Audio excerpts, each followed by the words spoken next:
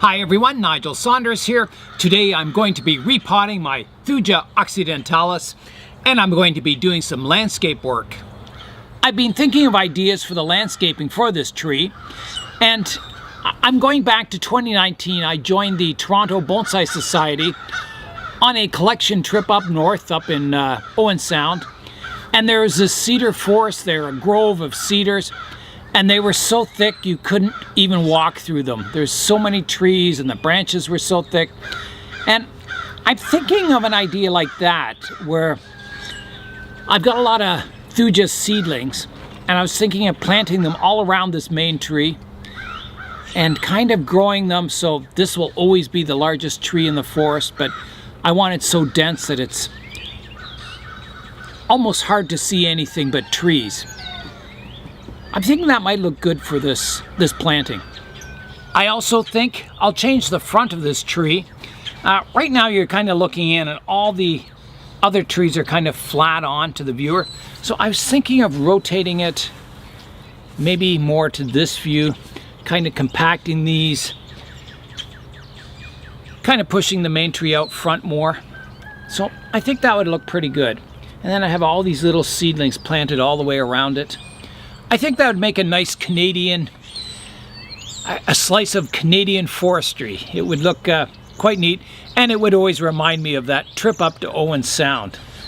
I'm not sure how this is going to look. I'll have a lot of vertical trees in front of those slanting trees, and it'll either look really nice or it'll look really jumbled and confusing. I'm not sure which, but I think it's worth a try to see how it'll look with all those seedlings planted around it. I'm going to go around and look for seedlings now. There's one here. So there's one.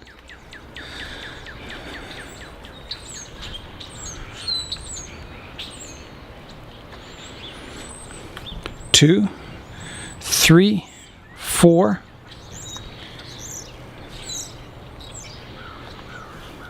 5, 6, 7, 8, 9, 10. 10 so far.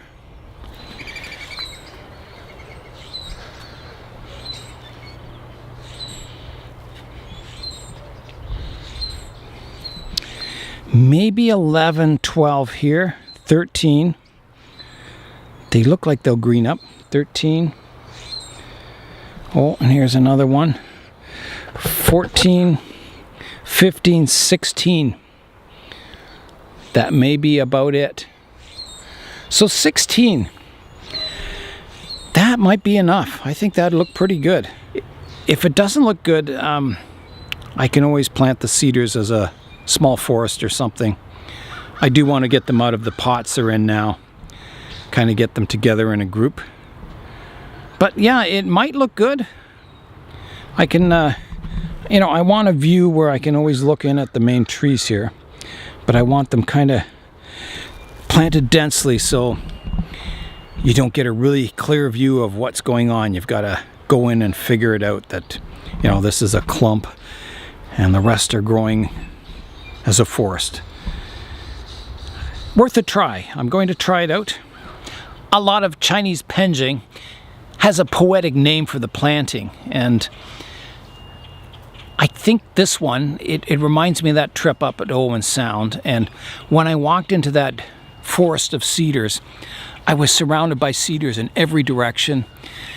That's all I could see was cedar trees, and I was struck by how quiet it was. It was just amazing that it was just dead silence. It was really quite a feeling. So I was thinking I could name this, if it works out, maybe call it the sound of silence. And that's, I find that a lot if I go into a cedar grove. It must be that all the leaves on the tree, the scale-like foliage, it just blocks out the sound because it's so peaceful in a cedar forest. It's amazing. I've placed some small cedars in front to kind of give you an idea of maybe what the composition will look like, and I'm really liking it. I think it's got a lot of promise, I think, having those little small cedars and kind of looking through them to see the main tree there. Yeah, it'll be very interesting. I'll show you a clip of the cedar forest that is inspiring me to do this planting. Thujas as far as the eye can see. Just a little bit of sunlight filtering through the canopy. Wow, just amazing. So at the moment it's really quiet in here. It's one of the quietest places I've been in a long time. All I can hear is the odd bird, chirping in the background. But it's just dead silence in here. It's amazing. It feels really good. It feels really peaceful.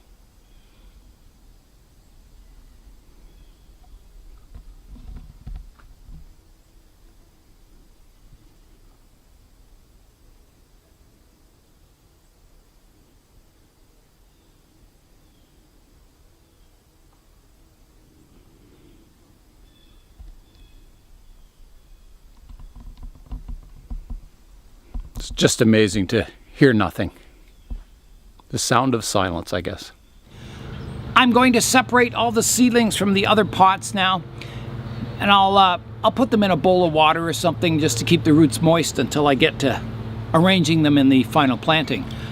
I think that the pot that the cedar is in now, this oval-shaped pot, is big enough for this planting at the moment, and maybe as it grows in the future I might need, a slightly bigger pot, but I think it's plenty. I've got lots of room to plant all my little seedlings.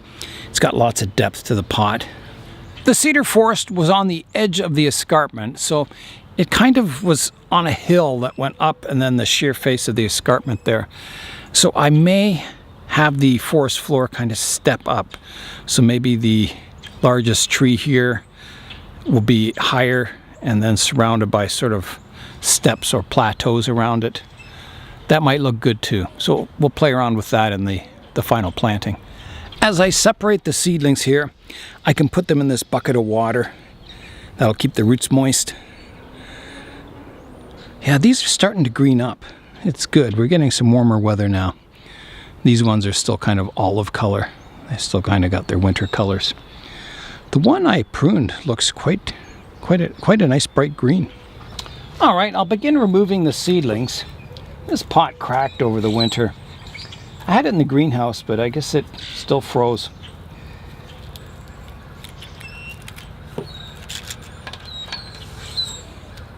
Again, cheap quality pots, they just not worth spending your money on. Okay, well, let's get this out. Push it out of the pot. Here I go. Like that. Whoa, look at all those roots. Amazing. Cedars love growing roots. Yeah, that's really good. So I'll rake those out. All right, here I go, raking the roots out, starting from the center and combing outwards. So you can see some of the roots have a white tip on them, so they're just starting to get active. Not many of them, but some. There's another one. You can see the white tips on the roots. So those roots are active. And that's probably because these trees were in the greenhouse. The ones that are outside won't be active like that. You can see some of the winter colors on some of them, which shows they're not even close to growing yet. So these ones, I'll have to be careful not to do too much root pruning, but I will do some. Okay, so there's the root system on it. Good, healthy, flat, radial root system. So I'll trim them back a little bit. Just getting rid of the longest ones.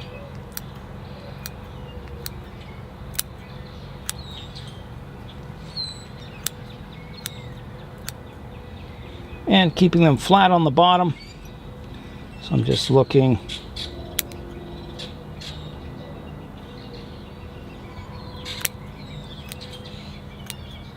That should do right there.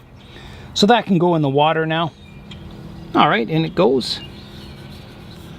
I'll get all the other little cedars separated from these pots and into the bucket of water. I just thought I'd show you the second tree. It was planted in pure perlite.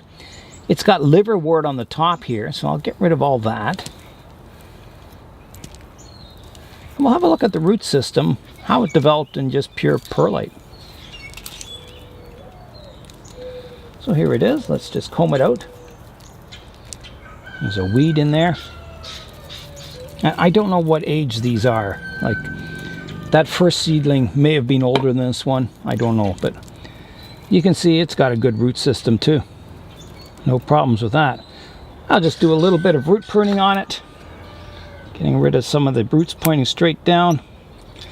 Trimming back some of the longer ones. And that's ready to go in the bucket of water. The third tree is also planted in pure perlite, and it's done really well. Yeah, a larger tree. So yeah, I think perlite's pretty good for starting seedlings in. It comes away from the roots really easily. Yeah, that's a good root system on that tree. Holy. Yeah, really nice. So I'll just do a bit of pruning. Getting rid of some of the really long roots. Flattening the root base.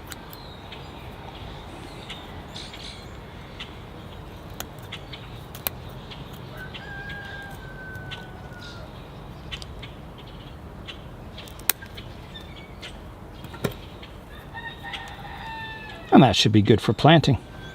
This little seedling is growing in the pot with my white pine, my native white pine. It may not be so easy to get out. This white pine hasn't been repotted in a while. There it comes. Like that. Let's have a look at the white pine roots. Wow, you can see the mycorrhiza fungi on it, that white stuff. It's probably a pretty healthy root system. This trunk was perfectly straight, but the snow bent it down. These are very flexible trees. Can I get the little Thuja seedling out of here?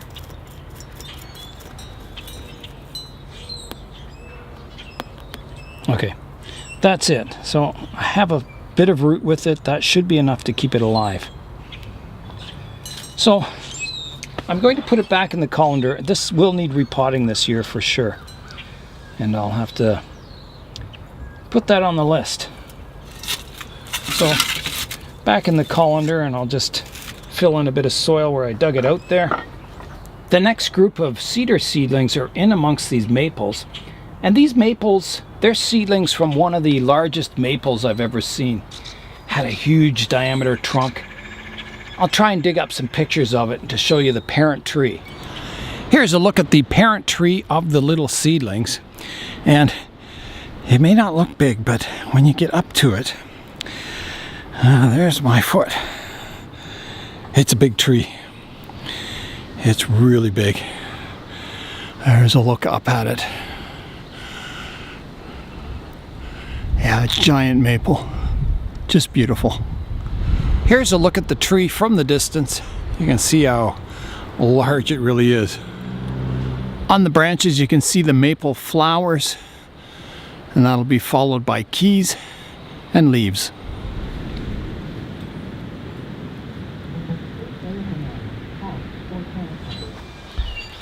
So I've got to get the cedars out of here. So let me see if I can do that. I'll just have to comb away here. A lot of these little cedar seedlings just planted themselves naturally. There was one year my cedar hedge had a lot of cones on it, or seed pods or whatever they're called, and they flew all over the place and planted themselves in some of the bonsai containers. So I ended up with a lot of little seedlings growing in other pots, which is all right by me. Funny how some of these maples, they start off as little tiny seedlings, and one day you realize, hey, they're kind of getting a bit thicker. It's starting to look like trees. And that's kind of the stage these are getting at. They're kind of getting to more of a tree size now. So again, the cedar roots are intertwined with the maples in here, making it very difficult to separate them. I'm thinking while I have these maples out of the pot, I might as well repot those too. They've been in this pot a long time, and the roots are really dense in here. They definitely need repotting. This root system is just super dense in here. I've been getting the edge of my root rake and trying to separate roots, and yeah, really fine root system. There goes a drainage screen. Combination of combing and using the edge of my root rake, the end of my root rake, and hopefully I can get these separated. The cedar is almost loose there. I'm just trying to get in and find the root base of it. I have a feeling that this planting of this cedar forest is going to take a little longer than 2 parts. I didn't anticipate so much trouble getting these cedars separated. Okay, I'm going to try pulling this out. I'm trying to get as much root as I can. It's really tangled in here. I hate doing this, but there's just no other way. It's so tangled in there. Okay. Well, I got enough roots. That'll live. So that can go in the water. When you're planting forests, little seedlings are very important to have that variety of size in your forest. You want some mature trees and some very young ones, and that's what makes your forest come to life, having that variety of sizes. Yeah, this is pretty all ready to come out. There's a big maple root around it that I'm going to feed the tree through here like that, and then I'll try raking out the roots. I've gotten a few more cedars out, so I'm just going to try and get this little one out. They're so thin, these. They're just very tiny little baby trees. Luckily, the Thuja roots are really tough. They're like wire almost, and not easily damaged by raking.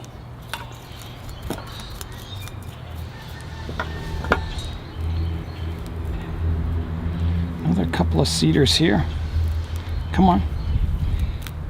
That one came out nicely. Look at all the roots on that one. That's awesome. Originally in this pot there was a lot more seedlings, but only the strong survived.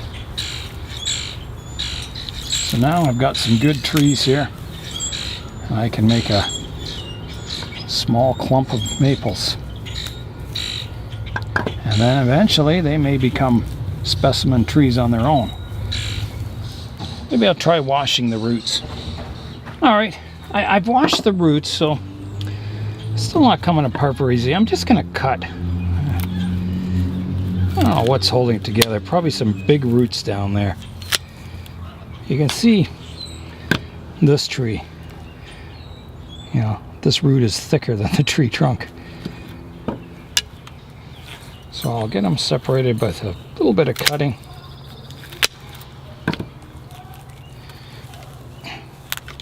Still doesn't want to come apart. There it comes. Okay, there's one tree separated. Get rid of these roots here. I'm not going to use these roots anyway. They're big, thick roots. Another one separated. Another one. And the last one. I've washed the root system on the maples. They were just growing in a pot under a tray that I put some holes in. Not a very dignified pot, so I'm going to look around and see if I can find a decent training pot for this little group of maples. The only pot I could find that was a kind of a good size is this aluminum baking pan pot that I added feet to. I think I had a pine in it that died. So I'm going to plant the maples in here and see how they do. I've got the pot cleaned out, so I'll put the drainage screen in. Just like that. I'll put a base layer of soil in the bottom of the pot, and then I'll prune up the roots and get the trees planted.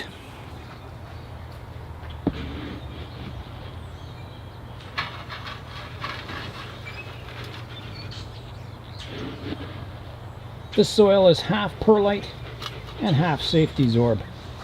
Now it's time to do the root pruning. I'll start with the largest tree, and it's kind of got a lot of different layers. I'm going to take off that highest root there, so that'll come off. I can get in here like that. There's a few other roots higher up here that have to come off. Trying to establish a root plane down lower. Trying to.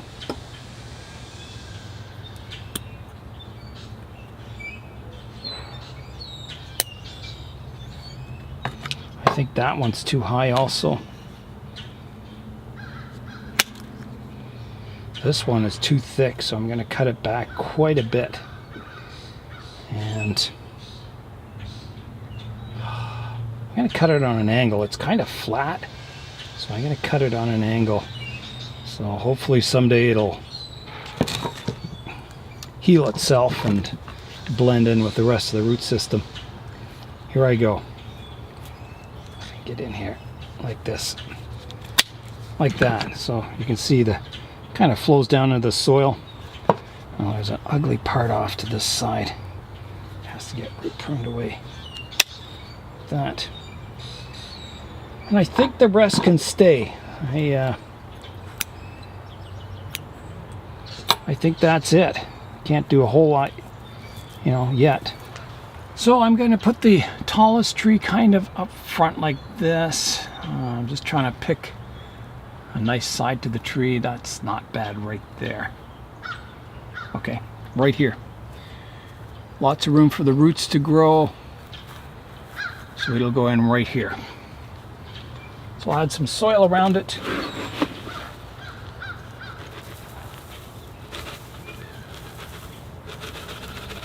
And hopefully it'll live and grow and start to develop a nice root system eventually. Looks quite nice there. A fifth tree would be nice, but I don't have one. Here's a look at the maple planting now. It would be nice if I had a fifth tree in there, but I don't. So maybe I can collect some seeds from that parent tree and keep, you know, maybe plant a few more in here. Maybe 7 trees total. I do have some other red maples, but they're not from the same parent tree, so I don't want to mix them up in this planting. I kind of like having them up on a hill and then it tapers away here. If I had a rock here, I could kind of separate it like a cliff edge or something, or, you know, make a bit of a hill. I'll look around and see what I have. I do have some flat rocks here that might be good. I'll try building it up as sort of a cliff edge. I'll want this one, maybe, I don't know, maybe that's too big. Maybe that one, oh, I don't know. That's kind of thick too. Maybe just a small one. I don't know. Maybe this one underneath like that. I could break this into smaller pieces and kind of put them around. Maybe I'll do that.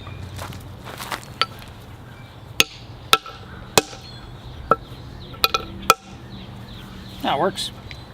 Now those smaller pieces can kind of make my cliff.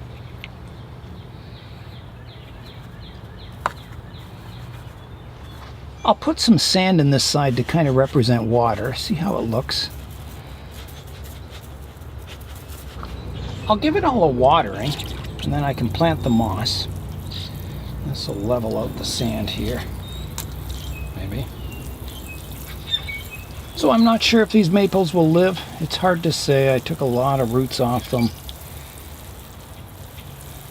If they do, it'll be a cool planting. If they don't, maybe we'll use this idea or this planting on something else. Okay, I'm ready to plant the moss. So this moss is quite dry, but when I water it, it'll regain its health and green up. I'm just going to add a bit of sand around the stones. This is brown sand, just to kind of make it look a little more natural. I put a bit up here, some of the spots where there's no moss. Just a slight sprinkling on the moss to kind of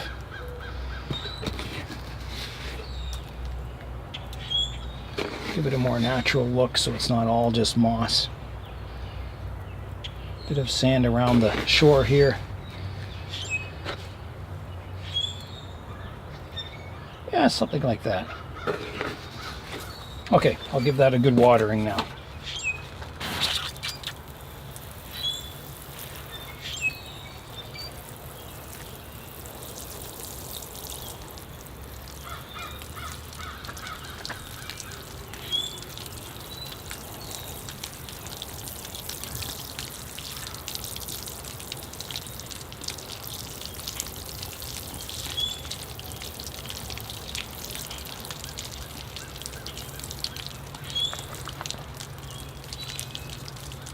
I think that's got it. Here's a look at the maple penjing now. So there's the land and the water. I think it looks fairly effective.